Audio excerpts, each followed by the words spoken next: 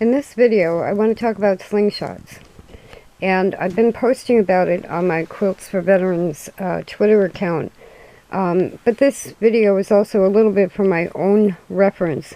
I'm working on recovering from my car accident and maintaining line of sight. So I have a few things to do this with: bowling, croquet, video games. I started with Game Boy because it's complete organizational thinking. I'm now using what I consider my steering wheel controller with an iPad to do driving games and desensitize myself to driving. Whether or not I get back to driving, I still need to keep that as a part of my life, because with PTSD and reliving the accident, any kind of a driving game gets me out of the accident. So all of that's positive. And then we have had mass shootings, and it's brought up the whole gun argument. And I'm kind of parallel to that, because as I was organizing tools that I can use for driving, one of them is a slingshot. So I got out one of my slingshots and I've been practicing, and my aim is pretty good. And I realized for myself, this is the most portable, easiest way to practice line of sight. So then, because of the gun discussion, I've looked into self-defense for a few reasons. I believe in the Second Amendment. I also had a guy try to break into the house and got into the living room window. The dog heard him before I did, but her response as a service dog was to sit on me and not let me get up to get into danger. So when I woke up, the dog has herself planted on me and wouldn't let me get up. When I was awake, fully awake, I got up, went out into the living room, and the screen was broken. You could tell he had... So anyway, the cops were here and taking fingerprints and stuff, and they said he had gotten at least halfway through the window. So with all of this madness about having submachine guns for self-defense, obviously, if I had an AR-15, that would not have helped me if the man had made it through the window. Where you're going to keep a loaded machine gun next to your bed and then kill somebody, it would have been an overreaction. In the meantime, Coco Bean had gotten kennel cough, and that's usually only transmitted dog to dog, and she actually has shots for it. One of the causes of it, there are 5 or 6 things that cause kennel cough. One of them is canine COVID. So when I said to the vet, but she has her shots, he said, just because you have the vaccine doesn't mean you won't get it.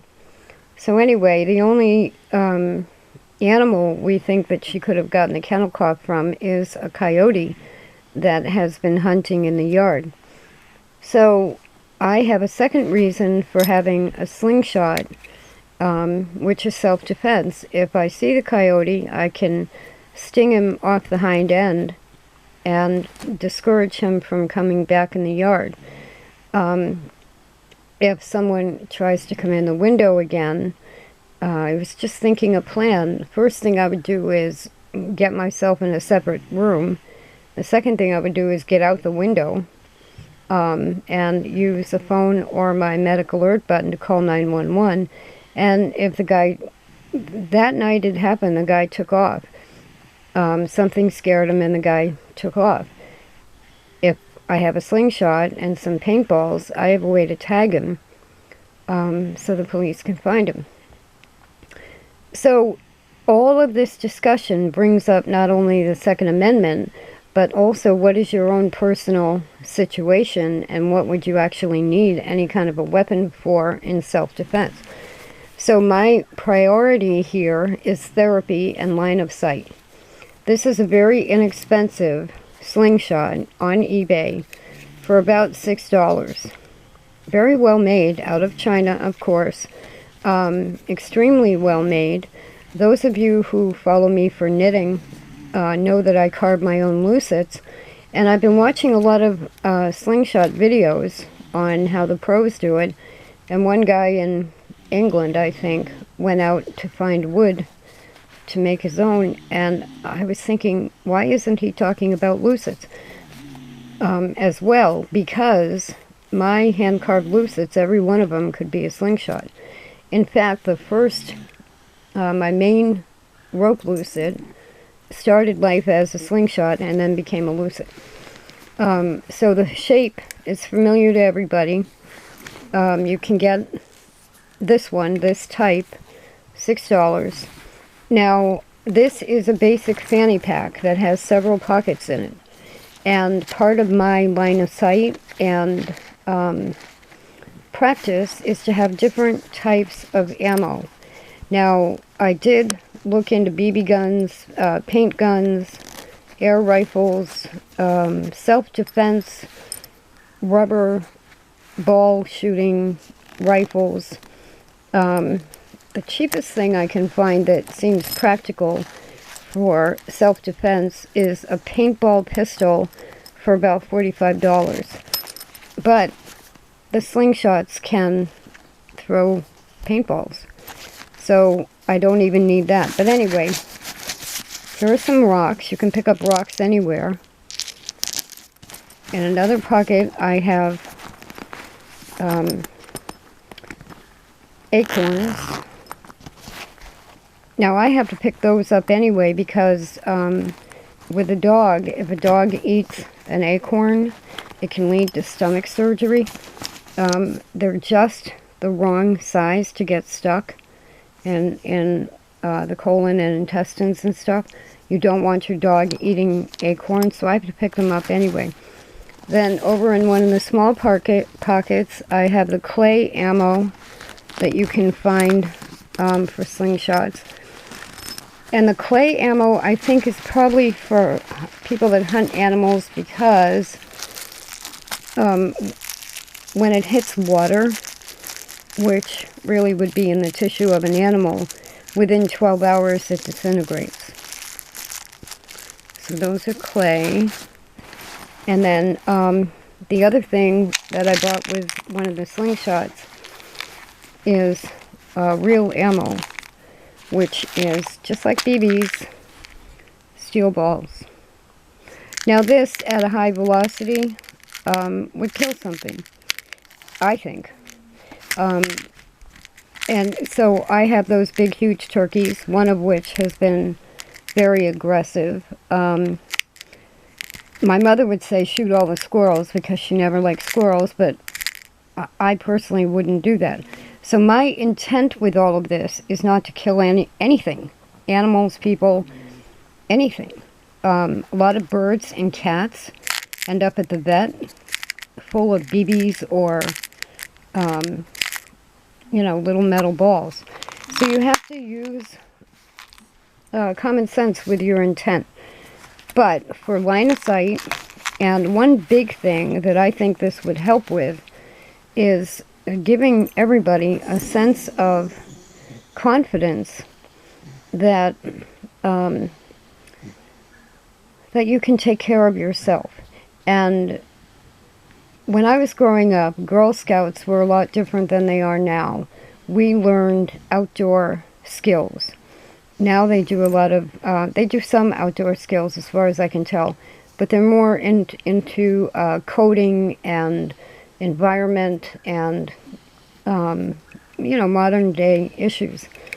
But I was lucky to learn luciding, slingshotting, archery,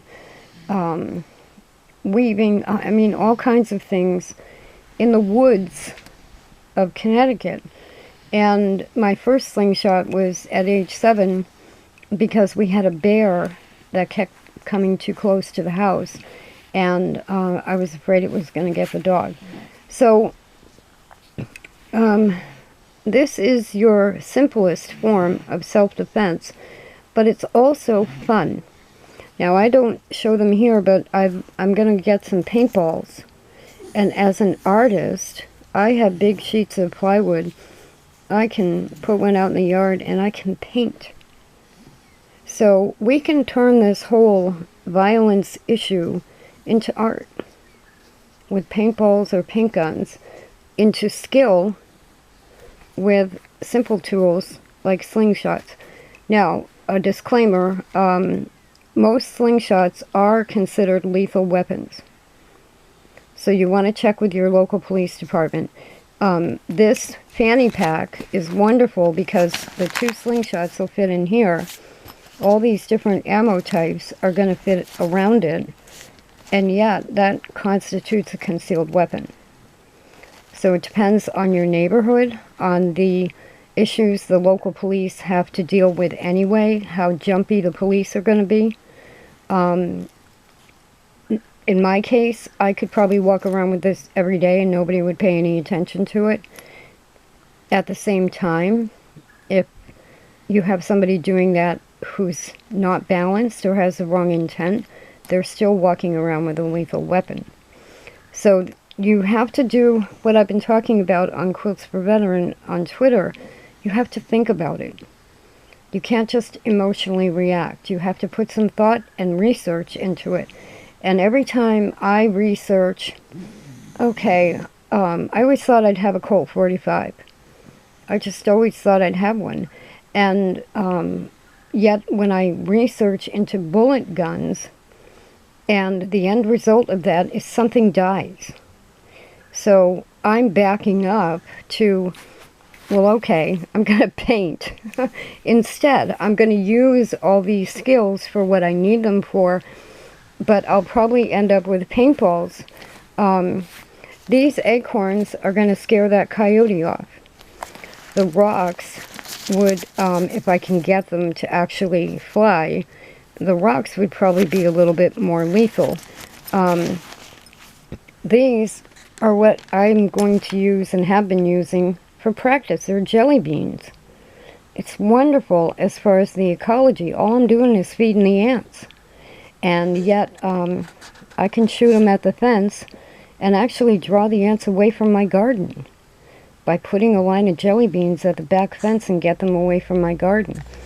Now, if you have more room than that and you can be shooting further distances, then I would suggest looking into a local shooting range. Locally, we have the Bass River Rod and Gun Club, or just an open field where there are no children or elderly or pigeons, anybody crossing in front of you. So this is the inexpensive one that you can get, that I got to try out because I said, you know, I'm only risking $6. A lot of them are on eBay. It's held up, I have to say. So you can try it real cheap with acorns or rocks or jelly beans. This is a daisy, and Daisy Company goes back to the 1800s, and you'd have to read their page, but along with King Manufacturing, they had a little competition going on, just like with the sewing machines. And Daisy Company made the first, well, the other guy made the first air rifle, I think, as far as the patent, but then Daisy's ended up selling better. The Red Ryder is a air pump BB gun rifle that is still one of the best sellers. And they make outdoor shooting things, air guns. I think it's all air guns. Pistols, rifles. I didn't see any paint guns there. And they make slingshots. So this is a really good one. I forget what I paid for this. Probably about $20. Here's the warning. Slingshots are not toys and are capable of producing high velocities. Adult supervision required. All kinds of good information on the back. So they take it seriously, and people should take it seriously. And they also make the ammo. Now again, check with your local laws, because I wanted to buy one of the air guns, and it says it won't ship it to Massachusetts, which I've double checked, and they're perfectly legal in Massachusetts without a license or anything. So you have to really do your research and buy responsibly. Even with slingshots, that's what I'm saying, is that this is still a lethal weapon, even if you use it for shooting jelly beans at a fence. And invest in safety glasses, because it's never happened with me, but I guess there's a chance this could pop up and back at you and hit you in the eye. If you're with another person, obviously you don't want to hit someone else in the eye. And the comfort level. As soon as, well, I was doing this anyway, then there was the mass shooting with the children. I can't even look at it or talk about it really, because it's too upsetting. And I was kind of fiddling with this, and you end up kind of with osmosis having a higher comfort level, because you have some way to be armed. I hate to say it, but it's to be armed. That's where we are today. So, do I keep this in my back pocket? Right now I do, yeah. Is the coyote hunting in the middle of the day? No. You know, it's either this and feel armed, or someone in the neighborhood, I was talking to them about all of this, and they said, I thought they were anti-gun. They actually have 3 guns. And I said, what would we do if somebody with an AR-15 walked down the street? Their response immediately was shoot them. I mean, that's where we are.